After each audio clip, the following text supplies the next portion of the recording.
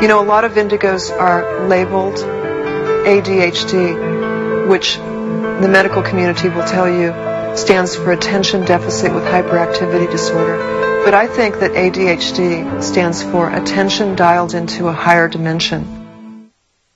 What we're going to talk about today is an osteopathic approach to children with ADD, ADHD, and autism. We're really going to talk about individual care a little bit and about the full spectrum of options. We have things all the way from, dealing with just drugging them and using Ritalin or Adderall or any of the other medications that are out there. We have the choices of doing absolutely nothing and using alternative medicine, whether it happens to be herbs or homeopathy.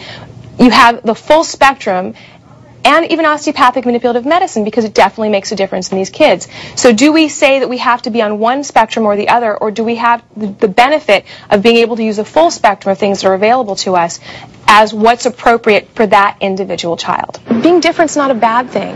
It's just different.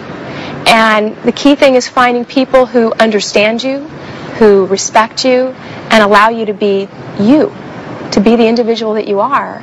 That's the most important thing, and recognizing you may not always be the popular kid or the one that everybody gets along with, and that's okay. What is normal?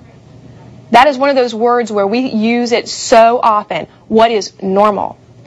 And that's different from every physician you talk to, every parent you talk to, every individual you talk to. So we have a hard time when we say, well, this kid's not normal. Well, what is your classification of normal? Right? So as we start to approach these children, the things that I'm finding universally are that they're often very, very bright. Have you guys seen the same thing? Absolutely. Right. Some of the smartest kids you've ever seen.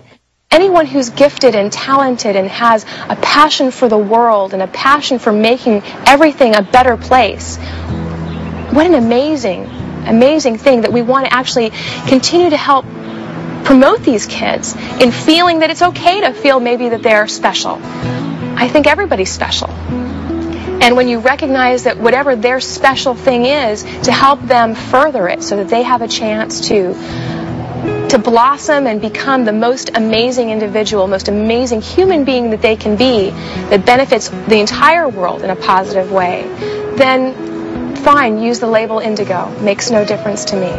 But recognize that every child needs to have that love and that compassion and that patience to help them really expand to be the most incredible human being they can be. And the storm clouds are lifted from the footsteps of yesterday's dreams, and I know. Since 1992, according to data taken from the CDC, from the school districts around the country sending in data, the incidence of autism has risen 800%. And every year it's raising about an average of 20%. And that's in relation to just overall all other developmental disabilities are still at about 1 to 3%. Autism keeps increasing, and it's probably not going to get any less. So there's a reason they're coming here. What we find in some of the younger, highly sensitive children is a difference in communication abilities. Many of them seem to communicate mind to mind, or what science calls telepathically, with their parents. And it doesn't seem like it causes a problem until later on in life, when the parent feels embarrassed that in social situations the child's not speaking verbally, or at school, of course. And so the diagnosis that these young, highly sensitive children are receiving is autism, or in some cases Asperger's syndrome. And the autistic spectrum is very broad. It goes all the way from a child who doesn't enunciate clearly, all the way to a child who seems to be in their own little world.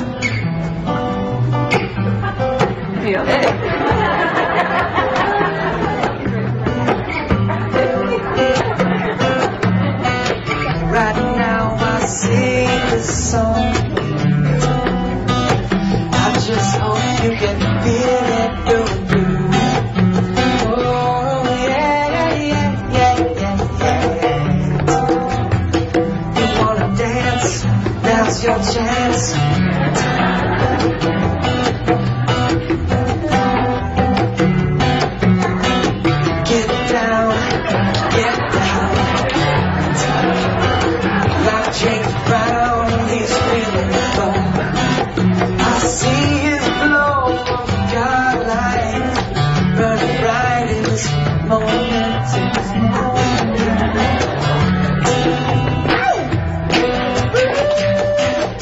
my one son, Dar, who I've been working with the last couple of years and who's emerging very beautifully out of autism and beginning to talk, and it's really exciting. I'm so proud of him. And I'm not going to talk about him anymore. I'll cry.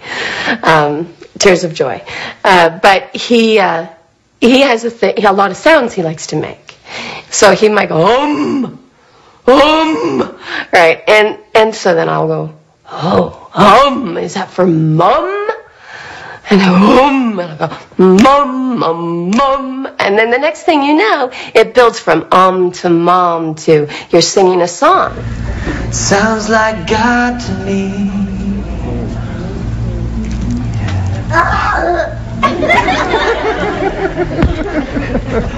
I like this guy.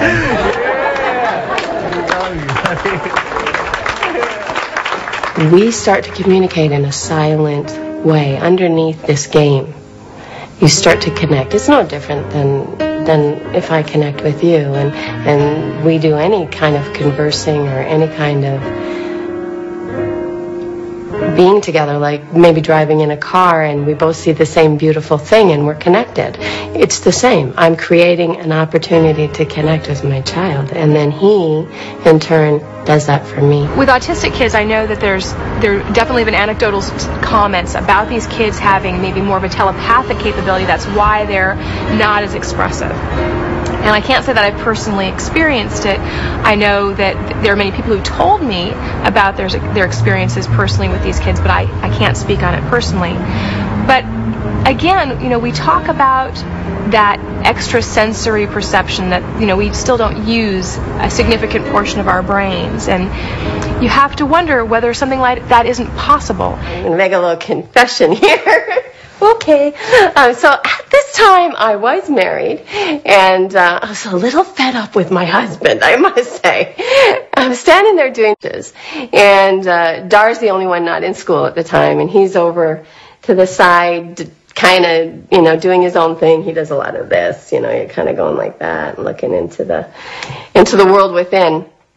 And I'm doing the dishes, and I'm imagining having an affair on my husband, because I met this guy that I thought was kind of cute. And I'm like thinking the thought, maybe I'll just have an affair. And as loud as can be, inside my head I hear, no! But the weird part was, it wasn't like, when you think the thought no to yourself, or no, I'm not going to do that. It wasn't like that at all. Not only was it a voice, but it was a voice that I recognized as Dar's, which is believable because I'd heard him speak occasionally. So every once in a while, Dar would say something really out of his lips. Every once in a while he'd go, I'll take that, or I'll do that. So I knew his voice when he would speak normally. And then he'd revert to these sounds and stuff. And so I heard this no in my head, and I look over at him, and he's looking at me, and he goes, no, no, no, no, no, no, no. And he'd never done that. I was like, oh my gosh, this kid's reading my mind. He's listening to me think. If we see indigo children or the way they express themselves as a nuisance or a bother or something that's difficult to deal with, then we're going to treat it one way. If we see it as an enormous gift, an opportunity to gain insight into life itself through these children as a channel to access the information that we can't access by our own devices, we will treat it in an entirely different way. The children look up to you, and you're definitely their role model, and just let the kid be a kid. I mean, if it gets out of control, yeah, but just be patient and let them be themselves. Many indigos are in trouble right now because of their intuitive ability, that they're picking up things that other people don't pick up on, and if this is not acknowledged and accepted, they begin to self-medicate. Drugs, alcohol are ways that they use to self-medicate. So the parent must learn how to communicate and also make sure that they have taken enough training to know how to communicate well. It's really okay as a parent to not know the answer. It's really okay to say, hey, I really love my kids, but but I wanted to have a different life. Or it's really okay to say, my child's pretty strange, and I don't know what to do with that. All of that's okay.